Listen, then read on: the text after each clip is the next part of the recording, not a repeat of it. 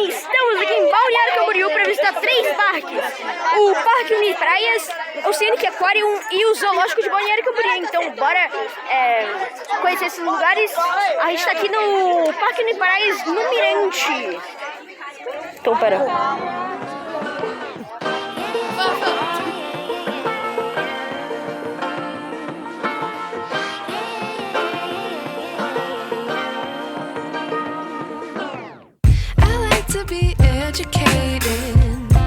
But I'm so frustrated. Hello to my loneliness. I guess that ignorance is bliss. Take me back to before the noon. Rewind, take it out of cue. Innocence can be a young man's game. Signed up for the hall of shame. I wish I knew how much I miss.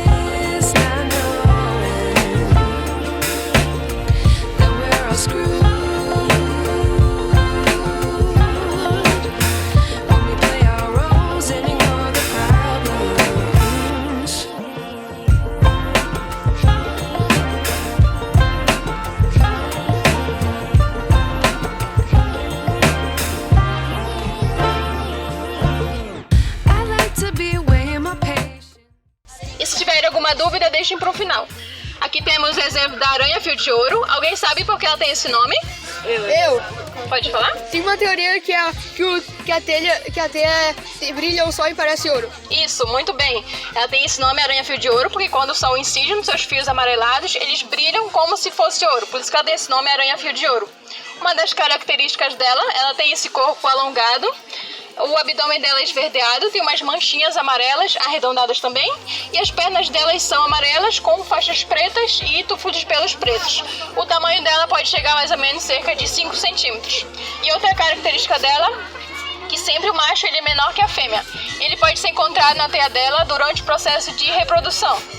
E essa teia dela é uma teia muito resistente, que tem um tipo de veneno, que ela paralisa os insetos. E ela geralmente constrói essas teias em altura mediana, que é a altura que os insetos voam. A segunda temos a borboleta capitão do mato. Ela tem esse nome por conta que no Brasil colonial existia o chamado capitão do mato, e ela era justamente encontrada nessas trilhas. Por isso que ela tem esse nome, borboleta capitão do mato. Uma das características mais comuns dela, como vocês depois vão ver, ela tem esse azulado bastante chamativo. Ao redor das asas delas tem esse escurecido, a parte de fora dela é amarronzado, como se tivesse desenhos de como se fossem olhos, chamados de ocelos. Vocês já viram a borboleta fechada? Ela fecha, que é para ela se camuflar. O tamanho dela cerca de 14,5 centímetros, contando com as asas. A alimentação delas são substâncias de fermentação e alimentos maduros que caem no chão da floresta. E aqui temos o louva-a-Deus. Alguém sabe porque o nome dele é louva-a-Deus? Não. Pode falar? Mata-uma-aranha. Mata-uma-aranha. Isso, muito bem. Ele remete como se estivesse orando. As patinhas dele ficam assim, por isso que ele tem esse nome louva-a-Deus. Uma das características dele tem o corpo alongado. O mais comum dele é o verde, mas tem cerca de 2.500 espécies. A cabeça dele é triangular, ele tem 5 olhos, 3 na testa, que é para ele se localizar, ou captar a luminosidade, e 2 na laterais, que é para ele se localizar. A cabeça dele, em algumas espécies, pode rodar até cerca de 180 graus. E também ele é um animal carnívoro, que é que ele se alimenta de várias espécies, de até mesmo pequenos pássaros e até mamíferos. E ele é um animal canibal, que é aquela espécie que se alimenta da própria espécie. A fêmea se alimenta do macho para ela conseguir um sucesso reprodutivo, ou seja, aumentar a quantidade de ovos. E também nessa espécie só o macho voa. Então, se vocês verem um louva-a-Deus voando, é um macho. Alguma pergunta? Então a gente vai passar agora para a próxima placa, tá bom? O tucano de bico verde, ele tem esse nome por conta do bico verde dele, já falo. Ele mede cerca de 48 centímetros, contando com o bico dele. A alimentação dele são vários tipos de insetos e também os artrópodes, a primeira placa que a gente falou. Ele é uma espécie endêmica da Mata Atlântica, ou seja, essa espécie só tem aqui. E também a alimentação dele são vários tipos de insetos, os artrópodes, e também a reprodução dele faz cerca de 18 dias, fica incubando. Geralmente bota nos troncos das árvores. A fêmea e o macho eles fazem a guarda do ninho, eles ficam se revezando, cuidando do ninho. E aqui outro exemplo temos a gralha azul. Ela tem esse nome por conta da coloração dela azulada, bastante chamativa aqui esse azul. E outra característica dela tem essa cabeça preta. É bem comum a gente ver aqui no parque a gralha azul. Ela geralmente anda em bando.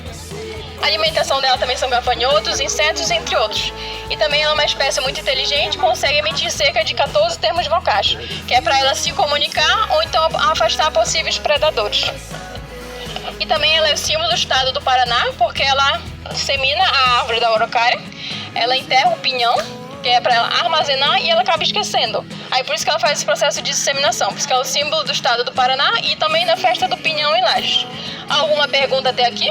A gente vai passar para a próxima placa, tá bom? Vou passar repelente.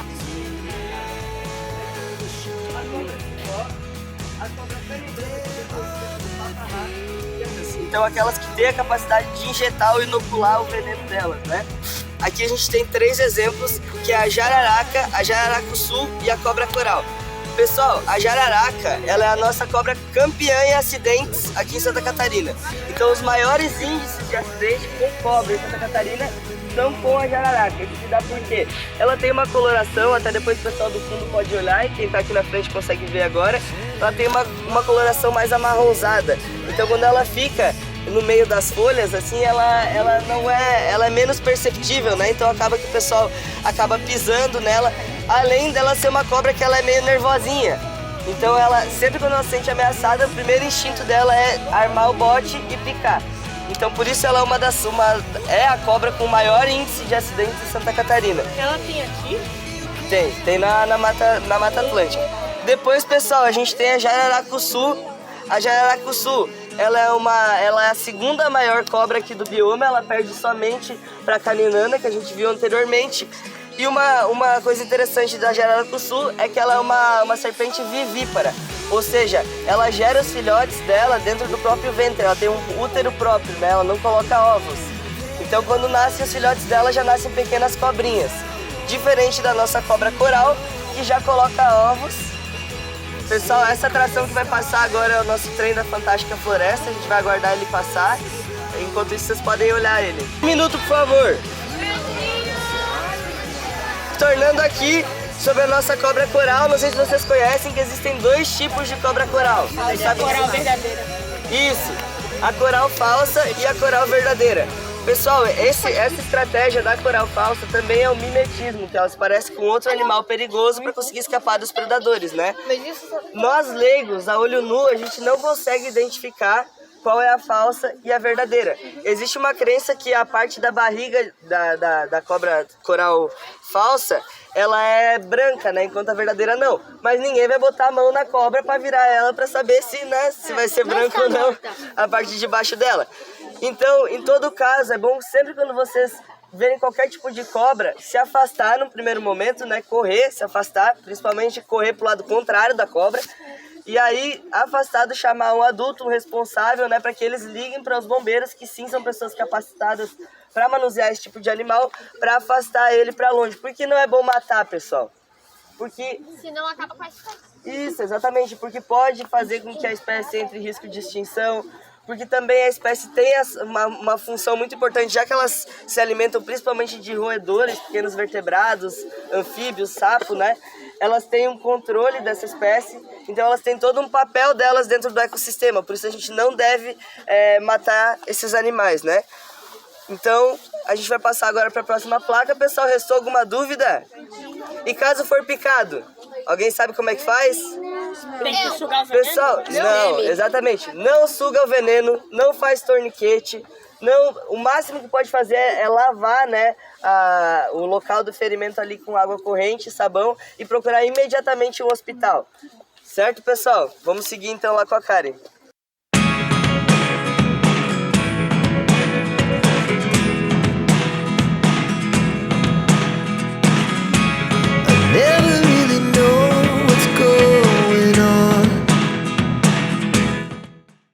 Duas espécies.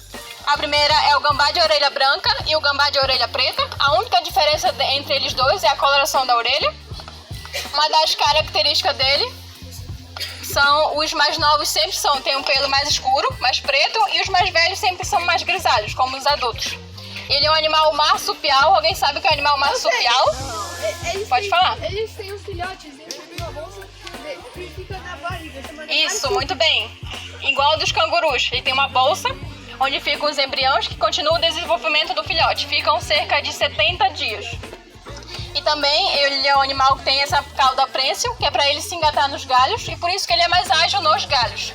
E no chão ele é mais, como posso falar? Ele é mais presa fácil. Por isso que ele usa ele usa um odor bem forte, você já deve ter visto, do gambá. E também, ou ele se finge de morto. Pode falar? Tá. Sim. Ou então ele se finge de morto. E também ele usa esse odor para ele atrair a fêmea. Alguma pergunta até aqui? Não? Agora a gente vai passar para a próxima placa, tá bom? Os mamíferos voadores existentes, que são os morcegos, né, pessoal? Aqui a gente tem dois exemplos deles, que vocês podem observar, que é o morcego borboleta escuro e o morceguinho das casas, né? O morcego borboleta escuro, ele tem esse nome justamente porque as asas deles têm essa coloração escura, e no bater das asas dele, ele bate em formato circular, que lembra uma borboleta, por isso esse nome dele. E o morceguinho das casas, ele tem esse nome justamente porque é bem comum, provavelmente a maioria de vocês já viu dentro de casa, no sítio, em algum lugar, ele se esconder nos forros das casas, né? Por isso que ele tem esse nome de morceguinho das casas. Pessoal, somente no Brasil existem mais de 180 espécies de morcegos, mas apenas 3 delas se alimentam de sangue, como é visto nos filmes, né? Apenas 3 delas e é sangue animal, ou seja, não é sangue humano, é sangue de boi, sangue, né, de ovelha, de outros animais, principalmente de áreas rurais. Ele se alimenta disso e a quantidade que ele se alimenta é aproximadamente uma colher de sopa de sangue, né? Então não é aquilo que a gente vê nos filmes. A maioria deles se alimenta ou de frutas ou de insetos. A maioria deles são insetívoros, né? O que faz deles eles têm um grande papel no controle desses insetos, ou seja, um morcego desses consegue comer até 2.000 insetos por noite, então uma colônia deles consegue comer milhões de insetos, por isso é tão importante que a gente não mate eles, porque eles têm a função deles no ecossistema, como todos os outros animais, né, pessoal? O morcego, ele é um animal que tem hábitos noturnos, ele sai a maioria das vezes à noite, ele dorme de ponta cabeça para ser mais ágil no sair, né, no voar, por isso ele dorme de ponta cabeça. E ele tem esses hábitos mais noturnos. Apesar dele sair, na maioria das vezes, à noite, ele tem a visão muito ruim. Ele tem uma visão em preto e branco, bem embaçada, né? Então, o que ele fez para ele conseguir se movimentar de um lugar para o outro? Ele criou um mecanismo chamado ecolocalização. Ele emite um som das narinas e da boca dele muito potente, e ele é muito alto, tão alto que os nossos ouvidos humanos não conseguem captar esse som. Então ele emite esse som esbarra nos objetos ao redor dele, nas possíveis presas, e volta para ele. Através desse eco, então, ele consegue se locomover, né? Meu Deus.